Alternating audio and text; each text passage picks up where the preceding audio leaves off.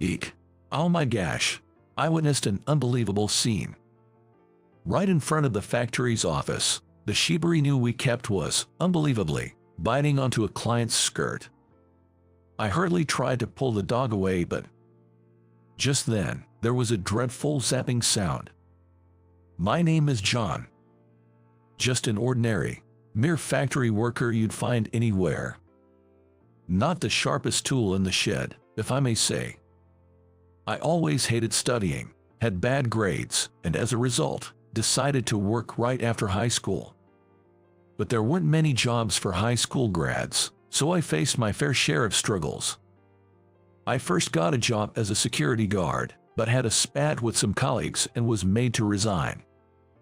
They said I had a bad work attitude, so I vowed to be more diligent in my next job. That's when the current factory's boss, Mr. Williams, took me in. Mr. Williams is a down-to-earth guy and very generous. When I candidly mentioned during the interview that I had caused trouble at my previous job, he burst out laughing. Man, with that honesty, I'm surprised anyone would hire you. But it seemed like my honesty won him over, and I got the job. I'm deeply grateful to the boss who took a chance on someone like me, and I genuinely wanted to prove my worth. The boss gave me opportunities to learn, and now, occasionally, I even act as the deputy head of the factory. I've earned various certifications and got a raise in pay. I'm now 28, and it's been 10 years since I started working at this factory, making me somewhat of a veteran here. Though the factory is mostly full of rugged men, there's a princess of solace here. Did you behave well today, Bella? Woof woof. Yes, this fluffy brown Shiba Inu is our factory's princess, Bella. About 5 years ago, she was found abandoned near the factory, and the boss rescued her. Since then, a kennel was set up in front of the office, and everyone takes turns caring for her. But Bella seems to have a soft spot for me, so I often feed her. Look, I brought a toy for you today. And Bella, being a girl, loves fluttery things. She once bit into the office curtain so hard she tore it, proving she can't resist anything that flutters. Because of that incident, Bella isn't allowed inside the office anymore. Since fluttery things are quite rare around these parts, I sometimes give her ribbons or handkerchiefs as toys. But Bella can be a little finicky. If she doesn't like something, she won't even give it a second glance. It seems the handkerchief I brought today was a miss. She didn't look at this at all. In fact, she even seemed a tad displeased. I guess you only like cute things, huh? Woof woof. Such a girl, I thought as I patted Bella's head and walked away. Break time is coming up, so I thought I'd eat my packed lunch with Bella. Just then, a beautiful woman passed by me. I gave a nod as we crossed paths. She was wearing a white skirt and a peach-colored cardigan completely out of place in this greasy factory. She seemed to be headed for the office. Maybe she's a guest of the boss, just as that thought crossed my mind. Woof, woof. From behind, I heard Bella's bark. Turning around, I saw her biting onto the woman's skirt. Darn it. Her toy was a dud today, so Bella's playful urge wasn't satisfied. She must have thought the skirt was a toy. Hey Bella, stop that. I hurried to intervene, but her skirt seemed soft and fluffy. As I rushed over, there was an awful ripping sound. Eek. Oh no, there was a tear in her long skirt, revealing quite a bit. The woman desperately held her skirt, and I quickly pulled Bella away. Hearing the commotion, the boss's wife, who's currently head of administration, came out of the office. Seeing the situation, she said, "Hold on, John. Hold Bella back." She hurried back into the office and returned with a towel, which she draped over the woman's skirt, then escorted her into the office. I pulled on Bella's leash and tied her up at the back of the factory. Had to do it, or she'd likely barge into the office again. No way, Bella. You need to reflect on what you've done for a while. Bella kept whining. To be honest, it hurt me, but it's a fact that she ruined the lady's skirt. I scolded Bella and went back to the office. And there she was, that lady, now wearing our company's uniform. Her name was Amy. It seems boss's wife lent her a spare uniform. I'm really sorry. I apologized to Amy again. Amy, with a wry smile, said, I have a dog too, so it's all right. Don't worry about it. Besides, it was my mistake to come to the factory wearing a skirt. Turns out, Amy is the daughter of the CEO of a computer manufacturing company we deal with. She had to deliver some urgent documents and came in her casual clothes. I had received a heads up that the CEO's off-duty daughter would be coming. I had my reservations about her attire, but she's higher up the chain, so it couldn't be helped. Amy had more business with the boss, and while they were talking, boss's wife went out to buy a replacement for the damaged dress. So I went back to my workstation. It's rare for a blue-collar worker like me to chat with the daughter of a business partner's CEO. But just when I thought that, a week later, I bumped into her at a park. I was there walking Bella, and she seemed to be walking her dog too. Amy owns a Chihuahua named Lucy. At first, Bella and Lucy were wary of each other, but they quickly became friends. It's been a while. Never thought I'd see you here. Sorry about the other day. It was a bit awkward for me, but Amy was petting Belle affectionately, despite her having torn her dress. Apparently, Lucy had torn Amy's skirts several times before, so she understood that Bella just wanted to play. Since then, we often bumped into each other during our walks. I thought, being a CEO's daughter, she'd be very posh, but Amy was not what you'd expect, in a good way. She's very down to earth. And she's kind-hearted and caring. I don't always take care of Bella, so I only know the basics of dog care. However, Amy told me, if she's turning skirts into toys, she's probably stressed out. You should get her a proper tour. She even accompanied me to the pet store when choosing toys for Bella. But when choosing toys, she said, it's not about the price. Dogs have their preferences. She seemed more like a regular girl than a rich heiress. Furthermore, she's 28, the same age as me. We had a lot in common, and before I knew it, we started dating. I told Amy everything, even about the trouble I caused at my previous job. But Amy said, I can't imagine that from the current John. You must have worked hard to change yourself. That's amazing. Only she and my boss told me so. It made me happy, and her positivity has saved me multiple times. She always supported me, even when I made mistakes at work. Soon, I couldn't imagine life without her. I made up my mind to make her happy for the rest of our lives. As a testament to my commitment, a year into our relationship, I presented her with a ring worth 3 months' salary and mustered up the courage to say, "Will you marry me?" She smiled warmly and replied, "Of course." A few years ago, I never imagined myself getting married. But now, I want to marry Amy. I can't think of marrying anyone else. I'm head over heels for her. But getting married means we can't avoid meeting the parents. Meeting my family would be a breeze. They were even tearfully overjoyed that I brought home such a wonderful lady. But her family, they are business partners with my company. More like, we're in a subcontractor position to them.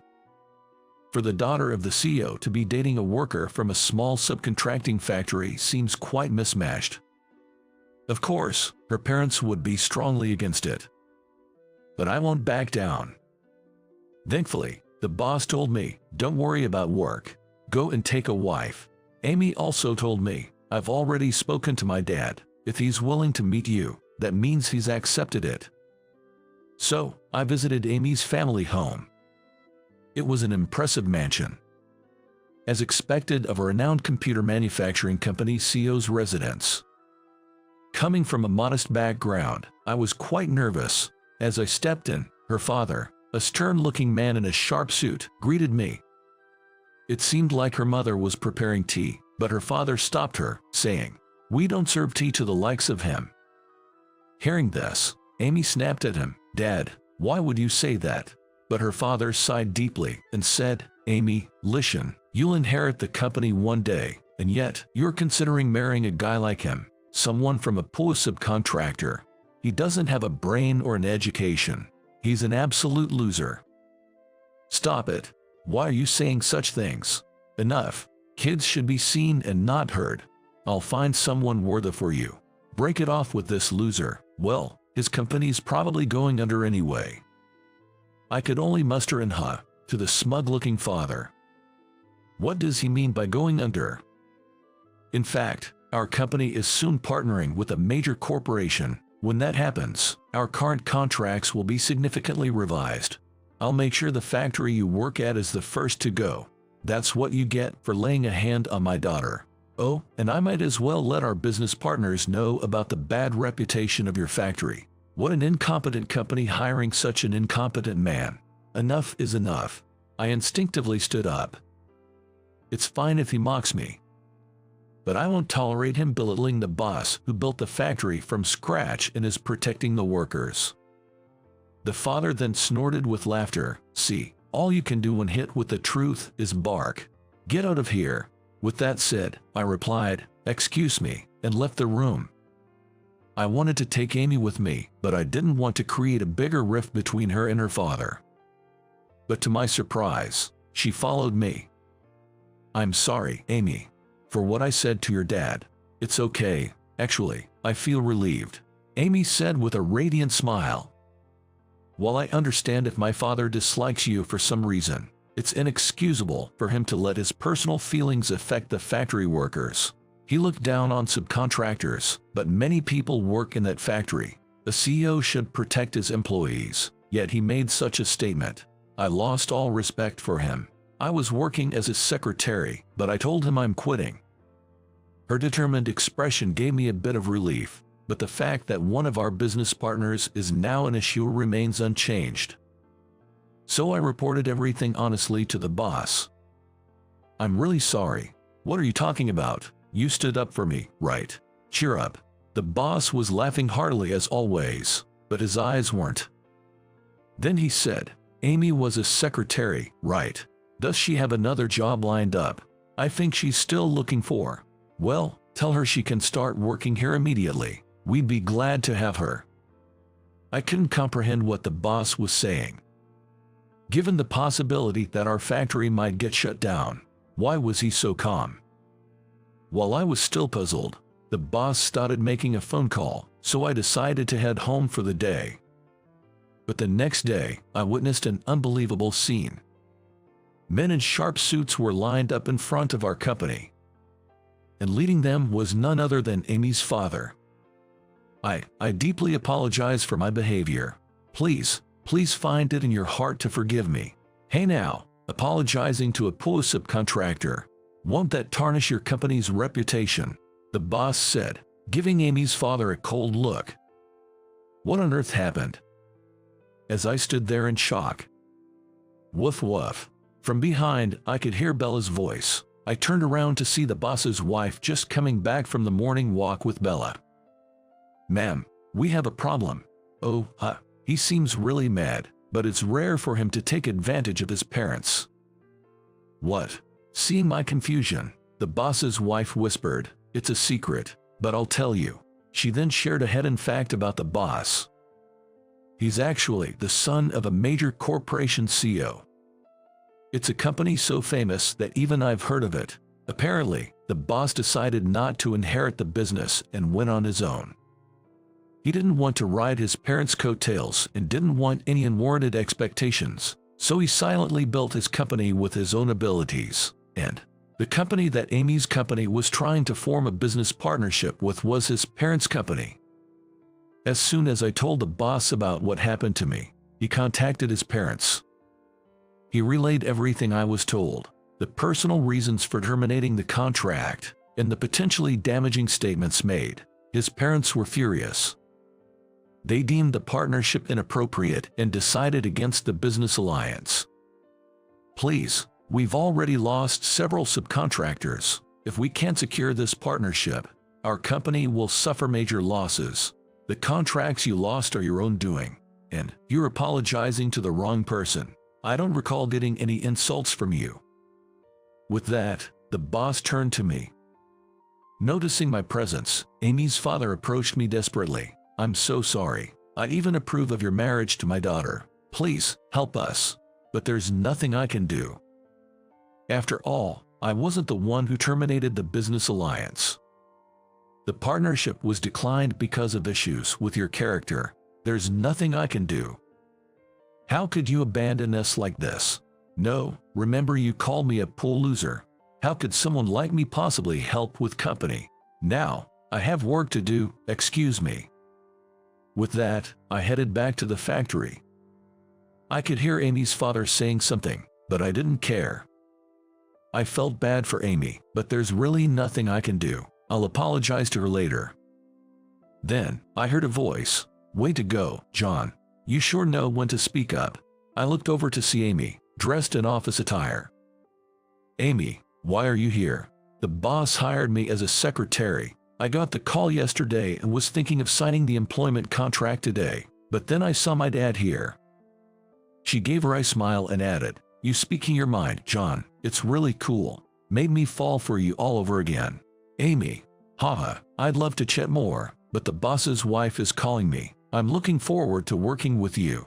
With that, Amy left. It seemed the relationship between Amy and her father was worse than I thought. She looked quite relieved. A month later. In the end, Amy's father's company lost the business partnership and several subcontractors. They downsized significantly to avoid bankruptcy. However, word got out, and it's been difficult for them to get new contracts. They could go under any day now.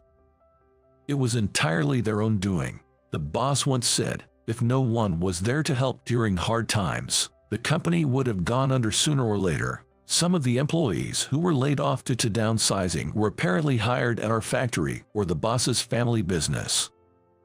It's the boss's way of tying up loose ends. And as for me, I'm currently undergoing training to become the next CEO. The reason being, the boss and his wife don't have any children, so there's no heir apparent. You've always been hardworking. Plus, Amy's getting the hang of the admin side of things. I can trust the two of you to take over. And so, he began training us to take over the business.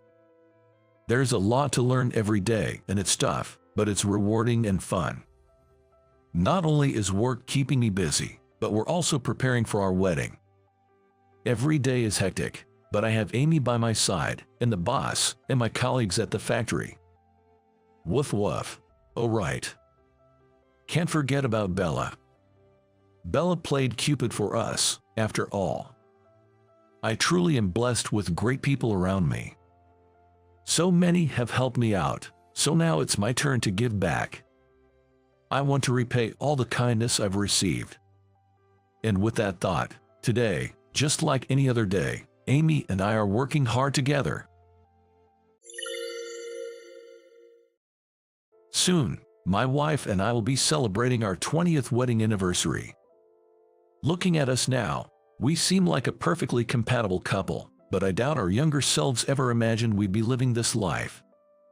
Tonight, as we sat on the porch feeling the evening breeze, my wife and I took a trip down memory lane, reminiscing about the good old days.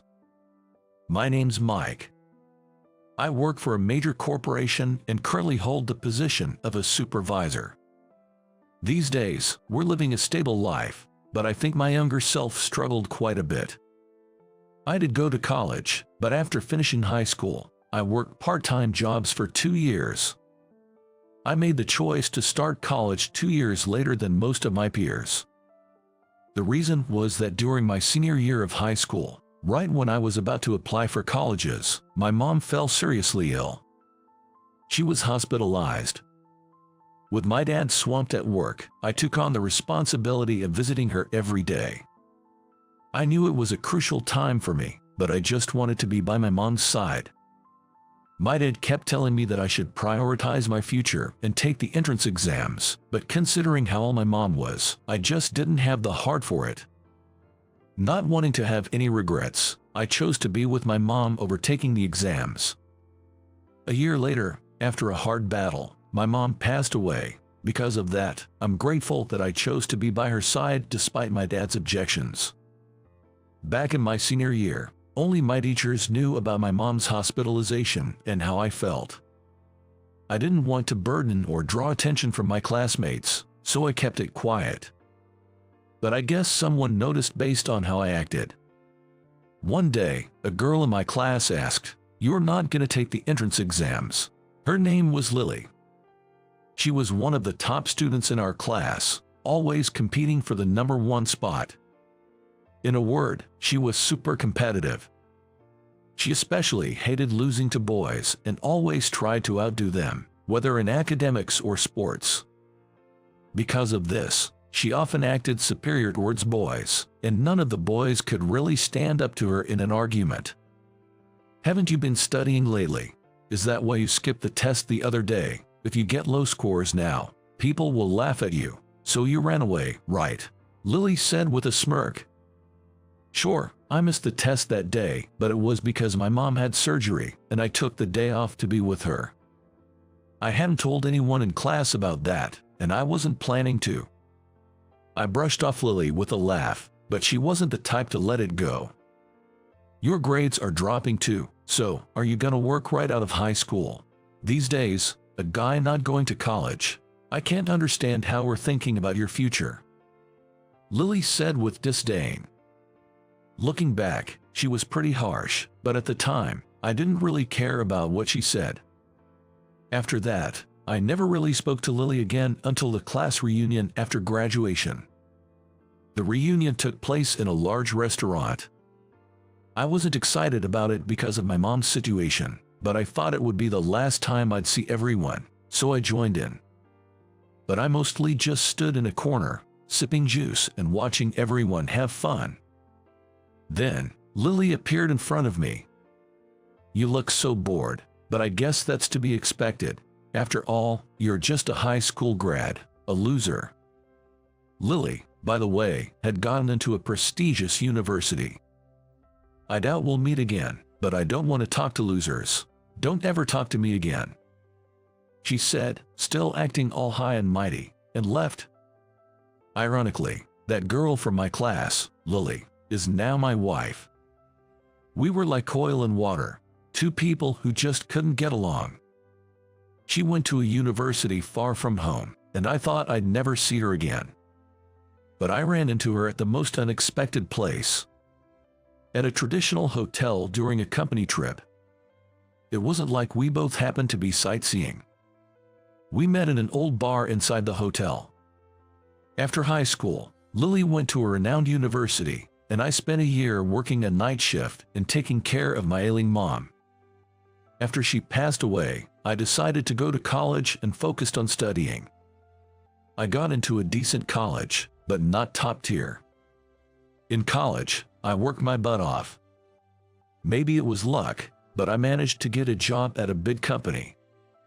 The company had great benefits, including an annual company trip. That year, we stayed at a traditional hotel with spa. The evening was bustling as the company rented out a banquet hall. Back then, you couldn't refuse your boss, so when the main party ended and they were gearing up for an after party, I had no choice. "You guys coming too, right?" When the boss asked like that, I just had to go along. Inside the hotel, there was a bar. My drunk boss and about 10 colleagues, including me and 4 other younger employees, went there. I wasn't excited about it at all, but thanks to the larger group with the boss getting into it, we were able to split between a large booth and a smaller one, and us younger folks got to sit together, which was a relief. The bar had a lady running it, another female employee, and a bartender. Maybe they weren't used to serving such a large group, but we seemed to have caught them off guard. Mostly, the lady and the other woman were bustling around the booth where the bosses sat. Us younger ones just sipped our drinks and tried to kill time, occasionally chiming in with the boss's karaoke. After a while, the female employee came over and asked, "What would you like for your next drink?" "Beer," I replied, and I glanced at her. When our eyes met, we both froze. "Wait, Mike." Lily. I hadn't recognized her with her makeup. but it was Lily from back in the day. "Why are you here?" I asked in surprise, but before we could chat, she was called over by the lady running the bar. "Sorry, I'll be back," Lily said as she walked away. Man, that was unexpected. When I faced forward, I found my colleagues staring at me. "Oh, yay, that surprised me. She was in my high school class," I explained. They responded with "really?" but bombarded me with questions like, "Is she your ex, or did you have a crush on her?" While I cleared up the misunderstandings, I couldn't deny my heart skipped a beat. I was definitely taken aback by the unexpected reunion, but Lily looked even more beautiful, maybe because of the elegant dress she wore. The moment our eyes met, my heart raced. After about an hour and a half, the bosses, who had had too much to drink, said, "We're gonna hit the hay," and that's when the after-party finally wrapped up. As everyone was heading back to their rooms, I told them I'd stay behind to catch up with my old classmate. "Sorry I couldn't really talk earlier. I had to attend to the other tables. But I can't believe we ran into each other here. I'm kind of embarrassed for you to see me like this," Lily said, smiling awkwardly.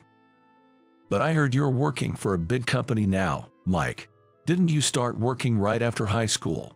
How did you land a job at such a big firm?" I told her about the time when my mom fell ill during my college application period, how I did part-time jobs after high school, went to college later, and finally got my current job.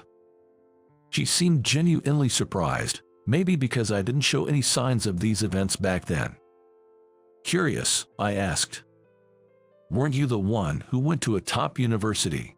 I hope this doesn't sound rude, but why are you working in a bar like this?" Her face clouded as she replied, "Well, it's a long story." Realizing I might have overstepped, I didn't press further. Just then, the owner told Lily, "You can leave for the night." She hinted at letting us enjoy our reunion, reminding Lily to lock up before leaving. With no one else around, Lily seemed a bit hesitant but began, "You never know what life will throw at you." She said she joined a major company after graduating from a prestigious university. Everything was smooth sailing for the first month. But then, something unexpected happened. Lily was pretty back then, but I knew she wasn't the type to seek attention. But rumors spread that there was a cute new hire, and the male colleagues began to fawn over her. However, a senior coworker in charge of training didn't take kindly to that and seemed to be jealous of Lily.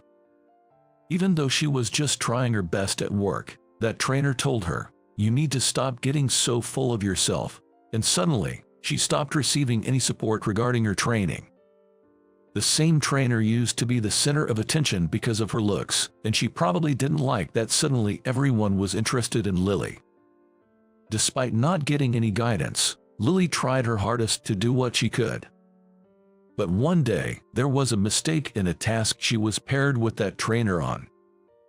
Even though it was a task the trainer had done, and it was 100% her mistake, it was pinned on Lily. Being scolded by the boss and asked for an explanation, the trainer began crying and saying, "It's due to my inadequate guidance. I'm sorry." No matter how many times I told her, she just wouldn't do it right, but I swear I tried my best to teach her. Lily, knowing it wasn't her fault, kept her mouth shut and could only tremble. When the boss asked Lily if she had anything to say, all she could muster was, "It was my mistake. I'm sorry." Later, the trainer warned her, "If you spill the beans, I won't forgive you," and continued to be hard on her. Because of the trainer's manipulation, Lily started getting labeled as inept by others. Both mentally and physically exhausted, Lily eventually resigned. She tried to get a job at a large company again, but her past trauma resurfaced during interviews and tests, making her unfit for office work. With student loans to repay and knowing she couldn't be unemployed, she took up nighttime jobs. She had been moving from one job to another due to health issues, but finally settled at a snack bar in the hotel. "After all that big talk, look where I ended up," she said, laughing, trying to break the somber mood. I played along and jokingly asked, "Did you realize you were so full of yourself?" Lily laughed heartily and said, That was the only way I could hold myself together back then. I was so naive, looking back with a wry smile. Once your spirit breaks, it's hard to live strong. Though she looked a bit sad, she said she's still enjoying her life. The night I met with Lily, we ended with, "See ya, take care." We didn't exchange contact details, and it was just a nostalgic reunion that night. Lily lived near the hotel, and I thought I'd never see her again. Yet, 3 years later, I unexpectedly ran into her. And in the most unexpected of places.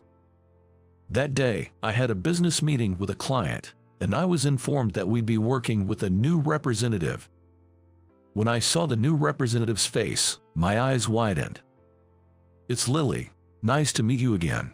It's been a while, Mike." Wait, is Lily our new rep? It was surprising enough to work with a former classmate, but even more shocking to find out that she's working in the corporate world now. I accidentally raised my voice in surprise. Apparently, after our chat that night at the bar, the encouragement I gave Lily led her to try and find employment once more. She had deeply regretted quitting her previous job without fully utilizing her skills. Seems her fresh start was going well, as her predecessor had also praised her for her competence. She had looked beautiful that night at the bar, all dressed up and glowing, but now she shone with a natural radiance and a genuine smile. Seeing Lily enjoy her work made me happy. After our meeting, we exchanged contact details. She invited me out for drinks whenever I was free. And so, we found a convenient day to have dinner together. While the joy of our reunion was fresh, we naturally drifted into talking about work. How about doing it this way? Wouldn't this be a better approach? We got really passionate about the topic. No way, it definitely should be like this. Well, I think this way is much more efficient. It has to be this way. Neither of us would back down. But then, memories from our high school days made us burst out laughing. "Lily, you really haven't changed." "Hey, neither have you." We shared a good laugh. Suddenly, I remembered we were in a restaurant. With delicious food and drinks in front of us, we decided to drop the work talk and just chat while enjoying our meal. "Seriously, I'm really grateful to you." "What did I do? Don't you remember? You didn't judge me for my night job back then, and instead, you genuinely listened to my story. You told me that one setback doesn't define me, and if I believed I could still achieve more, I should trust myself and try again." I vaguely remembered, but playfully said, "Did I really say something that wise?" You also told me that if my second attempt failed, I could come to you for help. It was really encouraging and meant a lot to me. But even though you said that, you never left me your number, so I couldn't even update you on my new job." Lily said with a playful pout, followed by a laugh.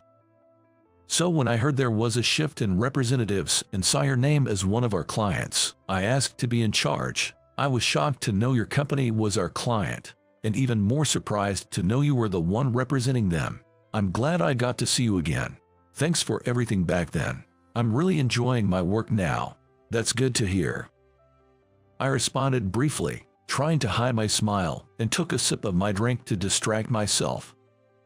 When I looked at Lily, her cheeks were flushed from the alcohol, her eyes sparkled, and I suddenly felt my heart race. "What are you staring at? Are you drunk?" Yeah, maybe a bit." I tried to cover up my flustered state. "This isn't the time." Just as I thought that, Lily mentioned it was getting late, and since we both had work tomorrow, we decided to call it a night.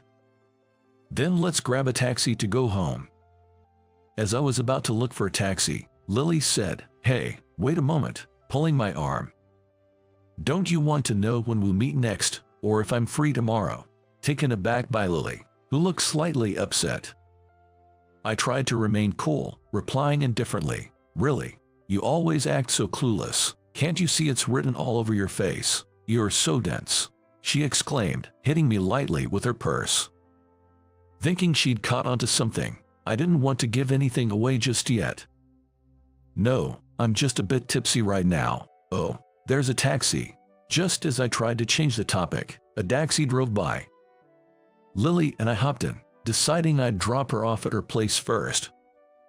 Inside the quiet car, I glanced over to see Lily resting her head on her hand, looking out the window.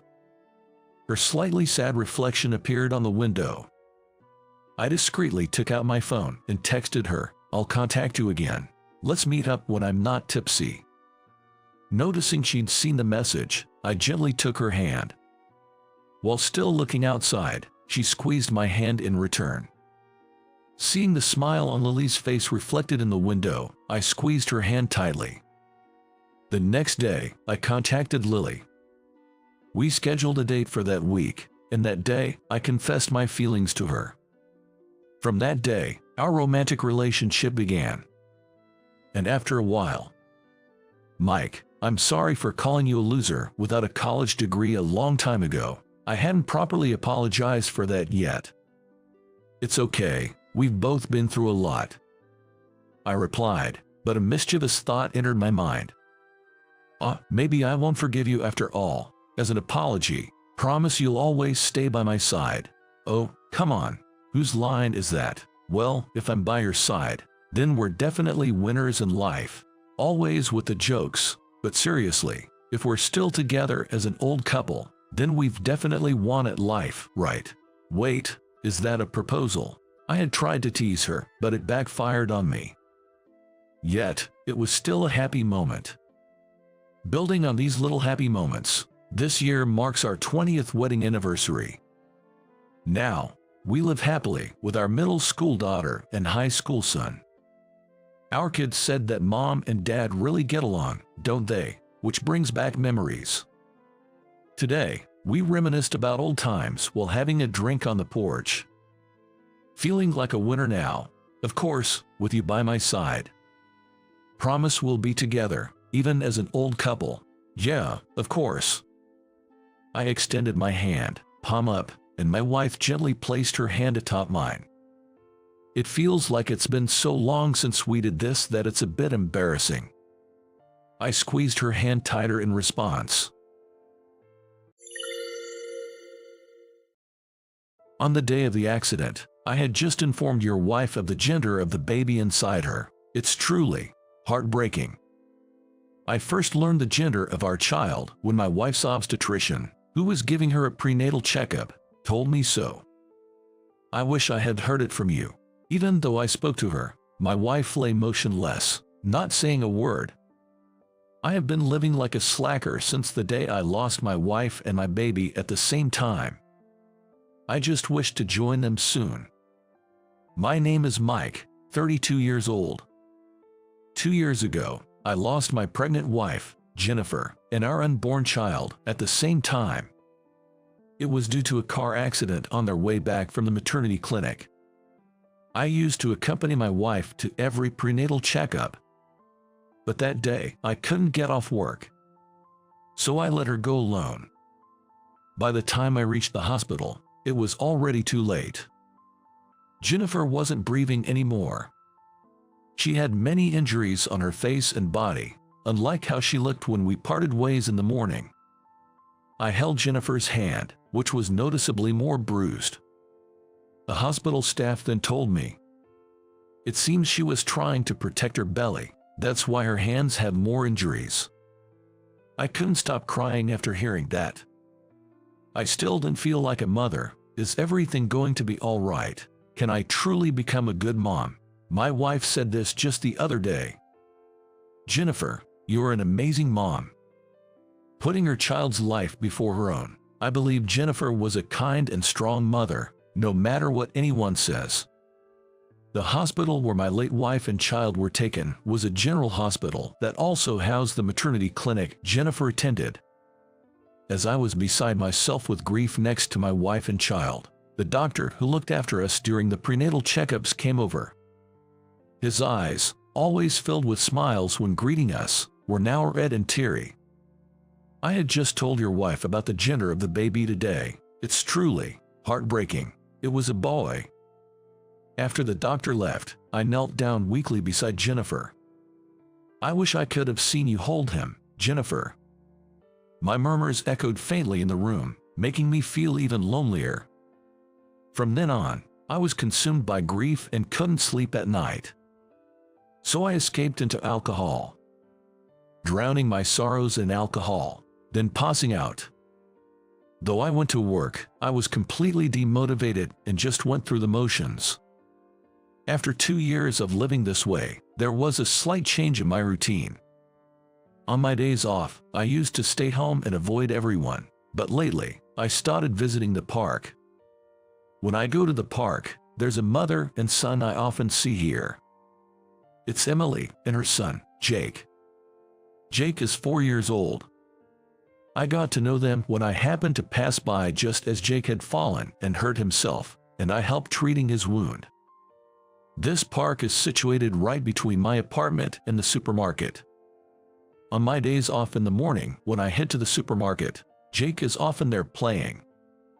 Naturally, I began talking to Emily, his mother, from time to time. But that wasn't the only reason I started talking to Emily. Truth be told, when I first met Emily, I thought she looked familiar. She reminded me of my late wife. Their personalities are entirely different. My late wife was reserved and quiet, but Emily is an always energetic single mother. If anything, Jake might resemble my late wife more. He's shy and tends to be introverted. But I've never told Emily or Jake about this. I know it would be awkward to tell someone you've just met that they resemble my late wife, so I've decided to keep it to myself. Today, on my day off, as I was heading to the supermarket, I stopped by the park. "Hey Mike, will you play with me today?" Seeing Jake come over, excited like a puppy wagging his tail, always melts my heart. "Of course, buddy." Looking somewhat apologetic was Jake's mom, Emily. "Are you sure it's all right? I always feel bad, especially since it's your day off. If you ever have plans or just want to relax at home, please let us know. I often wonder how they would react if I told them I somehow feel drawn to them because they remind me of my late wife and child." It's been 2 years of despair, but since getting close to Emily, I've been able to lead a more human-like life. Ever since I began seeing Emily and Jake, I've been able to sleep soundly, and I've cut down on my drinking. I used to drink to numb the deep pain. But now, even without alcohol, just seeing Emily and her son soothes my soul. It eases my loneliness. Although it's a good thing, I can't help but feel guilty, as though I'm betraying the memories of my late wife and our unborn child. I fear I might forget the pain of losing them. At times, I've considered not meeting Emily and Jake anymore. But I still end up going to the park before I know it. I can't resist seeing the smiles and laughter of Emily and Jake. Perhaps I'm a terrible husband and father. With these thoughts in mind, one day, Jake fell sick with a fever. I received a sudden call in the middle of the night. "Jake has a fever. It's almost 104 degrees. He's not responding much, and he's not drinking much water. I've never seen him like this. What should I?" Emily sounded really distressed. Though we had exchanged contact information in the past, our interactions were usually limited to our weekend meetings at the park. This was the first time she'd called me. I'm glad we exchanged numbers, just in case. "Emily, it's going to be okay. I'll come right over, and we'll head to the hospital in my car. Please text me your address. Get ready to go." "Oh, okay." When we talked, I knew our homes were in the same neighborhood, but I didn't know the exact address. I was worried if Emily, who seemed flustered, would give me the proper address, but she sent it without hesitation. I rushed to Emily's house by car and immediately drove to the emergency night clinic. The clinic that was open overnight was the same one where my wife and baby had passed away. Pulling into the clinic parking lot, memories of that tragic day came flooding back, and my heart ached. Desperately pushing those emotions down, I got Jake checked out. They conducted various tests, but fortunately, it wasn't a serious illness. Still, he had to get an injection, and during that time, Emily and I waited in the empty lobby. I'm sorry. Thinking about it now, I should have just called a cab. I panicked and called you, Mike. without thinking. Any parent dealing with their child's first high fever would probably panic. It's okay. Single parent, no car, and a child with a high fever is enough to make anyone panic. I'm glad I was able to get there. Emily, who was looking pale earlier, seemed to be regaining her color, which was a relief. I wonder if I'd be rushing to the hospital like this if my child was still alive. As I thought about that, I recalled the conversation between the doctor and Emily. Emily, is Jake's birthday on April 20th? Caught off guard by my question, Emily looked surprised. Yes, it is. Why do you ask? I struggled to find the words. To me, April 20th is a special day. My child was still in my wife's womb when they both were tragically taken from me in an accident. The due date was April 20th. Even if the baby might not have been born on that exact day, I've always thought of April 20th as his birthday, so it just hit me that it's the same. I have vaguely mentioned losing my wife and child, but never spoke of the accident or that our baby hadn't been born yet. That must have been so hard for you, she replied. As a mother herself, maybe she understood how I felt. Emily looked deeply saddened. Actually, my late wife looked a lot like you and Jake. I've felt nostalgic every time I see you two. I'm sorry, this must be awkward for you to hear. It surprised me to share such a personal story. I hadn't spoken about this to anyone in the 2 years since their passing. Even with my late wife's parents, I had never shared memories. It seems I hadn't fully come to terms with the loss. Maybe Emily has unknowingly become someone special to me. That's probably why I inadvertently showed her this vulnerable side of me. I feel comfortable around her, and that scares me. I want to hold on to the pain and loss of my wife and child. I can't be the only one to find happiness and move on. While lost in thought, Emily looked deeply into my eyes. Can I know your wife's name? Her name was Jennifer. She was so kind and attentive to even the smallest changes in others. I had hoped our unborn child would be like her. Images of my late wife flashed in my mind. Quickly, I took out some money from my wallet and placed it on the lobby couch. Please take a cab home with this. I need to go now. Sorry, I don't want our time together with you and Jake to be my place of comfort. I want to live quietly, always cherishing the memory of my wife and child. Without waiting for her reply, I turned away and started walking. I thought I should distance myself from Emily and Jake, but suddenly, she embraced me from behind. Wait, I have something I need to discuss with you, but first, was your wife's name Jennifer Kirtley? I paused at the familiar maiden name of my long-lost wife and turned around to the woman who had just embraced me, Emily. Did I ever mention my wife's maiden name to you? I was pretty sure I had only told her the first name earlier. Then, Emily took a deep breath and gestured for me to sit down. I complied and sat next to her. I knew Jennifer and I were sisters. What? I'm sorry, I don't understand what you're saying. To my astonishment, Emily began to explain a shocking truth. Emily and my late wife were sisters. But when Emily was still a baby, their parents divorced. The father took Jennifer, and the mother took Emily. They had parted on bad terms and hadn't been in contact since the split.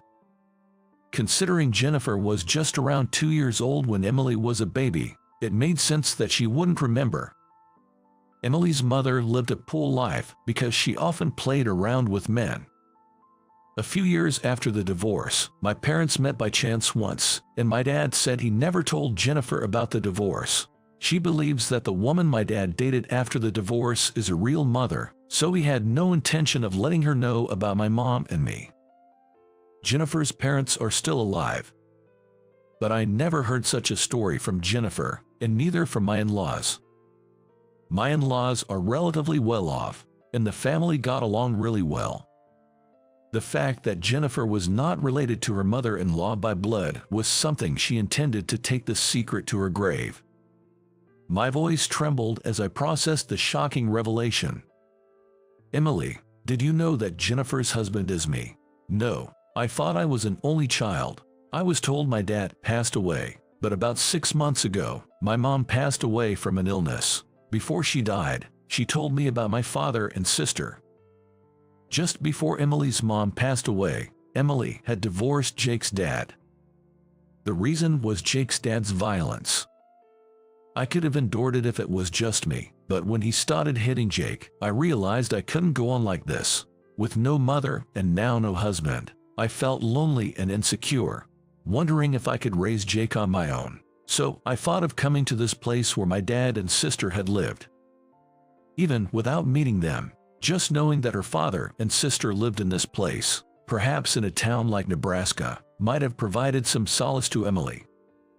Out of curiosity, I confirmed the name of Emily's father, and sure enough, it matched my father-in-law's name.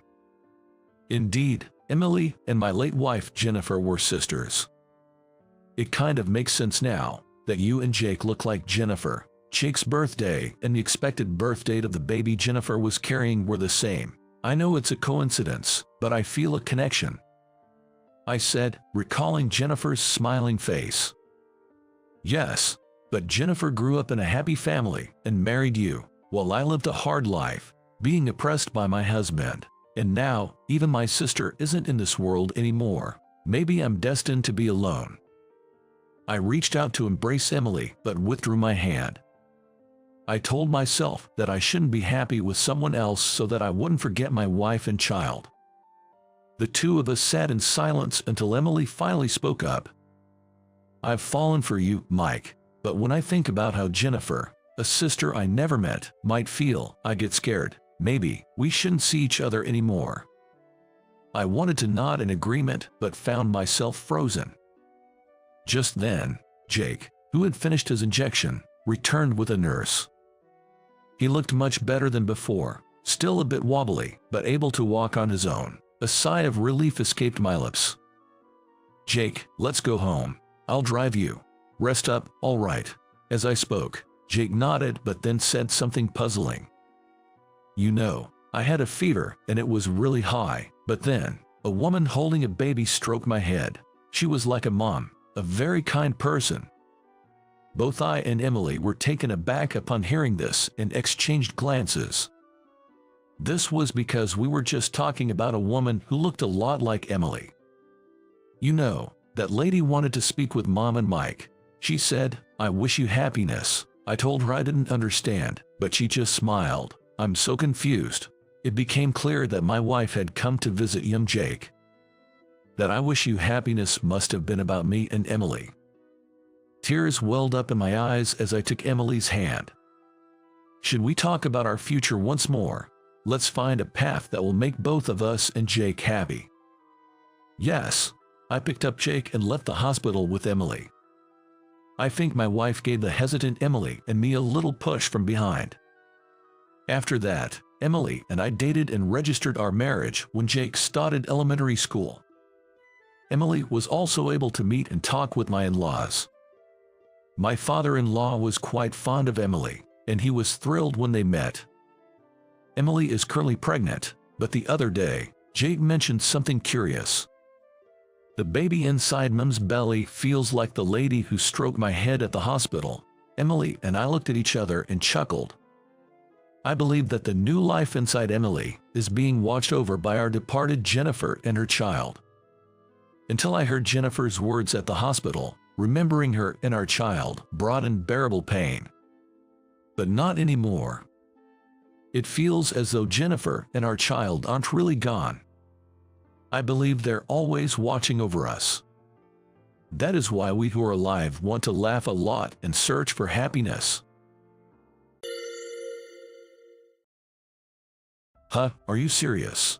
I unintentionally raised my voice to a plea from Bob, my senior from my high school fencing team. I can only ask you. Bob, now kneeling before me, pleads, please, I beg you.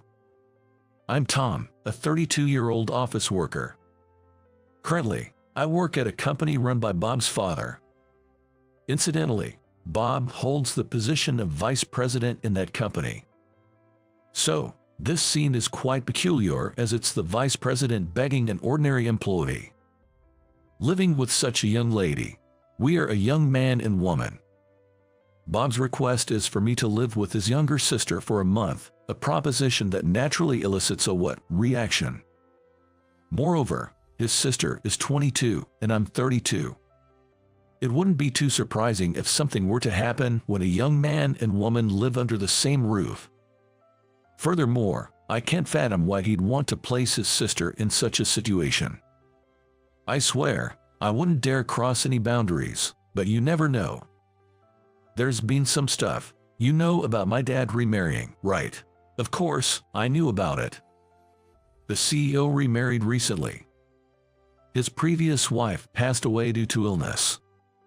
The stepdaughter from his new wife seems to be the sister Bob's talking about. You mentioned your younger brother has autism, right? No, he has a developmental disorder.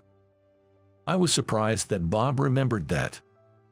I have a younger brother who's 6 years younger than me. He's been diagnosed with a developmental disorder, but to our family, it's just a normal part of life. Being reminded like this feels somewhat strange. I wonder how my brother's condition and living with Bob's sister are connected. My sister has ASD. Bob stated, taking a big gulp from his beer. You can tell he's upset that a new family member has a disability. ASD, autism spectrum disorder, right? It's one of the developmental disorders. ASD, autism spectrum disorder, has distinct traits like difficulty in social interactions or having intense interests. However, it doesn't have the language development delays seen in classic autism. So, it often goes unnoticed until one gets older. Many artists and CEOs have it. It's a bit different from my brother's condition. I don't know how to interact with her. Initially, the plan was for the whole family to live together, but Sarah, oh, that's my sister, Sarah was against it. So, her name is Sarah. She is reluctant to live with her new family, and is still living in the house of her deceased biological father. And it seems that Bob wants me to cohabit with her in that house. It seemed like quite a complicated family situation. I thought maybe you could persuade Sarah. It seems that the company's CEO, my senior colleague's father, is quite upset because Sarah has refused to live with him. Apparently, there's a wedding reception scheduled for next month at his wife's request. He hopes to establish the new family by then. From what I hear, it feels like it's just for the CEO and his family's satisfaction, but there might be feelings I don't understand. True, I might be more accustomed to this than the average person. However, forcing something on your sister will be tough. You know that, right, Bob? People with ASD dislike changes. Moreover, their ability to perceive others' emotions is significantly lacking. Living with others would be nothing but a burden for her. Please help. My dad's been so down. I really want to do something for him. So, almost pushed into it by Bob, I began a temporary cohabitation with his sister, Sarah. There was one thing Bob warned me about. Never flirt with my sister. When I first met Sarah, I was taken aback. She looked like a living doll, with porcelain-like skin and soft, long hair. Her features were so perfect that she looked almost unreal, and I couldn't sense the vitality you'd expect from a living person. I knew it's one of the traits of ASD, but she never made eye contact with me. Living together was going to be quite a challenge. My name is Tom. Nice to meet you. Without trying to force eye contact, I spoke slowly. Then, Sarah gave a slight nod and said, "Nice to meet you." Her voice sounded like a gentle ringing bell. It made me think that everything about her was delicately crafted. And so, our shared life began. Originally, after her parents' divorce, Sarah lived with her biological father. It seems that around the time her real father passed away due to illness, her mother remarried. The sudden change in environment seemed to have caused Sarah a bit of panic, and her new family didn't know how to handle her. I took the first week off from work to adjust to our new living situation. A break to settle into the new life. The house where Sarah lived was an old American-style house. What was different was that there was a studio. Her father had been a sculptor. Having grown up seeing that, I heard Sarah chose the same path. She spent most of her time in the studio. If you talked to her, she would respond properly, and when the gallery owner she had a contract with visited, she handled it well. She wasn't having any problems with daily life. From today, I'll be making dinner. I called out from the entrance of the studio. Sarah, engrossed in her work, didn't turn around. It's proof that she's immersed in her own world. I talk to her, little by little, even if she doesn't respond.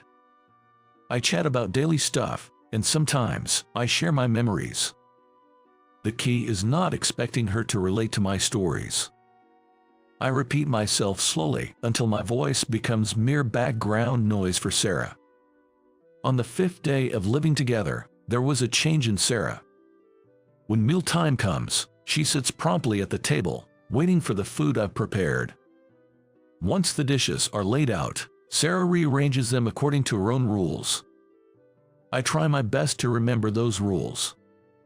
I create a comfortable space for Sarah. Tastes good. When I ask, Sarah provides a detailed response. She doesn't just say it's delicious. She specifies things like, the seasoning on this ingredient is perfect and wonderful, aiming to convey the exact sense of delicious. I nod in agreement as I listen. This became our routine. Tom, look at this. While I was working remotely in the living room, Sarah, coming out of her studio, called me over. In her hand was a small wooden horse carving. Its smooth curves were unique, making it look rather mystical. It's beautiful, isn't it? This is beautiful, right? It was surprising to see Sarah, who usually struggles with empathy, seeking affirmation from me. Seeing her overcome her challenges made me adore her even more. It's beautiful, truly. Everything you create has this smooth, mystical, beautiful essence. Hearing my thoughts, Sarah nodded with joy. In truth, the first time I saw one of Sarah's sculptures, I was floored by her talent. It made me think, this is what they mean by gifted. The world I see must be entirely different from the one Sarah perceives. Through her works, I witness a world I've never seen before. A delicate and beautiful world, a universe only Sarah inhabits. I wonder if someday I'll become a part of that world, but I shake off that daydream. I'm reminded of a promise with Senior Bob. Though I doubt I'd ever cross that line, I can't help but think about it. Gazing at Sarah's delicate profile, reminiscent of fine glasswork, I let out a small sigh. As she got used to my presence, Sarah began initiating conversations. Why do you stay in this house, Sarah? Is it because of your studio? Didn't they build you a new one in the other house? I heard the CEO, preparing for a remarriage, had an additional studio built for Sarah. Everything's been set up perfectly for her arrival. Sarah furrowed her brow slightly in response to my question. It's the expression she has when she's trying to convey something. Whenever she wants to ensure I understand her precisely, she does that. I wait patiently for her to speak. If I leave this place, I'll forget about my dad, she said, looking down. Sarah isn't ready to embrace a new life. Accepting her father's passing is already challenging, let alone adjusting to her once estranged mother and new stepdad. Change is hard. It's hard for me. The pace at which I experience time feels different from others, making everything chaotic, and I lose my sense of self. The moment Sarah first opened up about her feelings, I felt tears welling up. The one struggling the most with the gap between herself and others is Sarah. She wishes to blend in, but it's not easy. People with ASD often find it challenging to fit into society. They don't necessarily see that as a good thing. They suffer more than we might imagine. Thanks, I got the message. Upon my reply, Sarah smiled with relief. It's often said they have limited facial expressions, but once you get used to them, You can detect even the slightest change. I felt that what Bob's family lacked was the readiness to accept Sarah. We've only got a week left of living together. How's everything going with you guys? During the day, Bob had invited me to lunch, and I had been out and about for the first time in a while. When you get used to working from home, leaving the house becomes a hassle. Moreover, the house where I live with Sarah feels very comfortable to me. When you ask how things are, everything's going well. I didn't quite know how to respond, so I just said something vague. Immediately, Bob scolded, "Don't give me that vague answer. We've known each other for a long time, so he can easily see through me. Sarah is a wonderful young lady. She's just a bit more delicate than others. I get the concept of becoming new family members, but pushing that on her too quickly just won't work." I really wanted to say, "It's your ego talking," but I held back. I do have some social skills, after all. "Do you think Sarah is against this marriage?" Bob asked hesitantly, showing me he was trying to be considerate. Seeing this side of Bob, who's usually bold and forthright, was quite unusual for me. I vaguely remembered he's always been bad with sensitive topics. "It's not that she's against it, it's just hard for her to accept right now." I conveyed to Bob what Sarah had shared with me. I explained how important it was for Sarah to spend time in that house, cherishing memories of her real father. "I understand that, but..." Bob made a face as if he'd swallowed a bitter pill. He probably didn't want to see the dejected look on his dad's face. Everyone's pulling each other in different directions with their caring feelings. If someone doesn't give in, they risk tearing the family apart. "We should give it more time," I firmly told Bob, who replied, "Got it," without much enthusiasm. That day, the sky had been overcast since morning, giving me an ominous feeling. They say there's a thing like feeling down due to the weather, and I tend to get headaches before it rains. To add to that, there was this tension in my left shoulder, causing me to rotate it multiple times. Eventually, my back started hurting. "Oh, this is bad," I realized based on past experiences, but it was too late.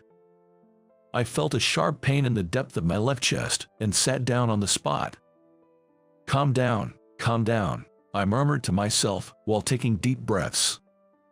"I have a congenital heart defect. I've always managed to coexist with this condition, but occasionally a seizure starts. I do have my medication, and as long as I don't panic, I'll be okay." I repeated it in my head like a spell, thinking of my mids, and suddenly realized I'd been careless, as I hadn't had a seizure recently. I left them at my apartment, having started living together with Sarah. I had the pills I take after every meal. Realizing I'd forgotten the meds I take during seizures, I wanted to kick myself for my past carelessness. "Tom, what's wrong?" Perhaps hearing me fall, Sarah, who usually doesn't leave her studio, peeked out from the entrance of the living room. Seeing me, clutching my left chest and groaning, Sarah's face turned pale. She immediately turned on her heel and ran to the studio. I assumed she had fled to the place she felt safest due to the unexpected crisis, but Sarah returned, her face still pale. She held her cell phone in her hand. While looking at me, she seemed to be calling 911. Listening to the instructions from the other end, Sarah reassured me. "It's okay, the ambulance will be here soon." Breaking into a sweat, I tried to give her a reassuring smile. I just hoped to make Sarah feel a little better. In response, Sarah gave me a gentle smile. In that moment, it felt like our hearts truly connected. And then, my memory faded. I woke up in a hospital bed. Oxygen was being administered, and I could hear the familiar beeping of the ECG machine. Trying to move my hand to press the nurse call button, I realized I couldn't. Sarah held my right hand tightly in both of hers. She was bowed down, pressing her forehead to her hands in prayer. "She's so beautiful," I thought. Feeling the cold touch of Sarah's fingertips, my affection for her deepened. "Sarah, I'm okay now." I wanted to sound more reassuring, but all that came out was a hoarse whisper. Hearing my voice, Sarah looked up with a startled expression. Our eyes met for the first time. In her clear, beautiful eyes, I saw my weakened reflection. "Are you really okay? You're sure you're okay?" Sarah kept asking. I kept reassuring her, "I'm fine," over and over.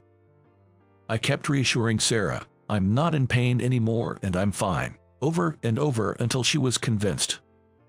At some point, a nurse entered and scolded us, asking, "Why didn't you use the call button?" Sarah and I shared a brief laugh. "Why, you ask? That's something only Sarah and I would understand." I believe by sharing these little secrets, I'll get closer to Sarah. In the end, our living together had to be paused due to my hospitalization. I wanted to get discharged as soon as possible, but I was told some tests were necessary. Every day, Sarah came to visit me in my hospital room. Whenever she was leaving, she'd always ask, "When are you coming back?" I guess this is when one person finds another true leader. I pondered whether feelings of liking someone stack up like layers in a mill of fuel and eventually grow into cherishing, missing, or loving someone. Our life together continued even after I got discharged. Today, I'm meeting up with Sarah and her parents to introduce them. Bob seemed to feel guilty towards me. "Did I push you too hard? Did the stress make your seizure worse?" Bob apologized to me multiple times with such concerns. Honestly, it made me feel a bit awkward. Seeing Bob's different demeanor, I began to sweat nervously. "It's okay. Seizures are unpredictable. Sometimes they happen, sometimes they don't." I took out what I thought was a handkerchief from my pocket to wipe my forehead. But the next moment, I was startled. I genuinely thought my heart would stop. Because I realized that I wasn't holding a handkerchief. If there is a God, I prayed he wouldn't let Bob notice. But it seemed like my prayers went unanswered. Bob was staring at me with wide eyes. In my hand, I held not a handkerchief, but a piece of Sarah's cute underwear. I recalled that right before coming here, I had been helping Sarah with the laundry. It seems I mistakenly put Sarah's underwear in my pocket, thinking it was a freshly washed handkerchief. Such a thing normally wouldn't happen. But here we were, facing this bizarre situation. I swear it wasn't intentional. But would that excuse even matter? "Bob, please calm down. This was an accident, a surprising mishap, that's all," I tried to explain, holding up the underwear with the cute ribbon for Bob to see. Just put it away. It's embarrassing." I could feel the piercing stares of the staff from the corner of my eye. I felt like yelling out loud that it was just an accident. "You haven't flirted with Sarah, have you?" Bob inquired, trying to make sure. I raised my right hand and replied, "I swear I haven't laid a finger on her." "Of course, I haven't. But I do feel like our hearts are connected. I haven't laid a hand on her, I haven't. I've been sensing some affection from Sarah bit by bit." "I hope so." I smiled broadly and replied, "It's all good," as Bob, who looked at me with suspicious eyes, glared at me. A few days later, I took Sarah to a fancy restaurant. I'm nervous in this high-end place that I don't usually go to. It feels like a blind date. Today is the day when the new family meets. Somehow, I ended up attending too. Probably to make Sarah feel at ease. The first to show up was Sarah's mom. The CEO, in other words, Sarah's new dad, would be a bit late. Sarah's mom said to Sarah, "It's been a while," but Sarah didn't respond. Seeing Sarah's usual attitude, her mom sighed heavily. She apologized to Bob, "I'm so sorry." Why apologize when there's no need? It seems like Sarah's mom doesn't really care for Sarah. I have a feeling I'm right. She's nervous, maybe afraid she might say something disrespectful to her mom's new husband. Proving that, she kept complaining to Bob, saying there was no need for such a meeting. Seeing her mom's attitude, I felt a bit disgusted. She could be more supportive of Sarah, but it might be unavoidable. Originally, Sarah's mom left home without Sarah. She probably never imagined Sarah would come back to her. If she thinks Sarah is a nuisance, if she doesn't want her, I'll take her. The moment the CEO appeared, I bowed before him. Please let me marry your daughter. The private room in the restaurant was stunned by my sudden words. Even the hostess who escorted the CEO looked shocked. I'd like to have your permission to date Sarah with the intention of marriage, I said loudly. Bob yelled, I told you not to touch her. That's what I haven't touched her yet. Not until now. I couldn't help but raise my head and shout back. The CEO and Sarah's mom exchanged glances and laughed. You're serious? I nodded vigorously in response to the CEO's question. Sarah feels the same way. I made it clear and turned to Sarah for her agreement. But where Sarah was sitting, she was nowhere to be seen. Where'd she go?